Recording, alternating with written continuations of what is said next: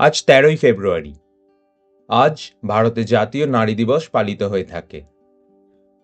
আজ সরোজিনী নাইডুর জন্মদিন। ভারতীয় ইতিহাসে তিনি বিখ্যাত দ্য নাইটিঙ্গেল অফ ইন্ডিয়া নামে।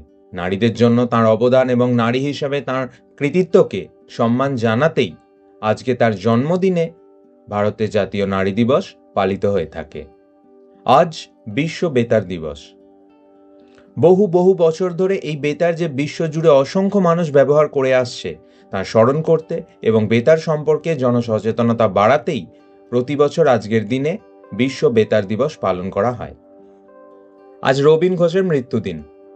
পাকিস্তানের নওশাদ নামে খ্যাত ছিলেন কিংবদন্তি সুরকার রবীন ঘোষ। ১০০টির বেশি পাকিস্তানি সিনেমার সঙ্গীত নির্মাণ করেছিলেন তিনি। আজ বাঙালি বিজ্ঞানী রতনলাল ব্রহ্মচারীর মৃত্যুদিন। বাঘেদের ফেরোমনের মধ্যে কোন বিশেষ অণুর উপস্থিতির কারণে গন্ধ তীব্র হয় তা প্রথম আবিষ্কার করেছিলেন তিনি। ভারতের বিখ্যাত পোষ্য বাঘ খৈরিকে নিয়েও বহু গবেষণা করেছেন।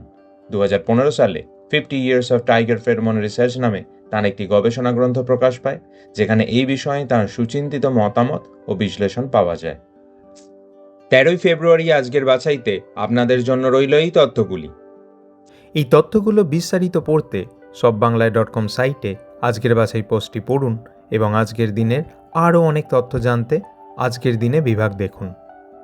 এই রকম তথ্যমূলক রিল আরও পেতে সব বাংলায় ফেসবুক পেজটি ফলো করুন এবং সব বাংলায় ব্লগ ইউটিউব চ্যানেলটি সাবস্ক্রাইব করুন।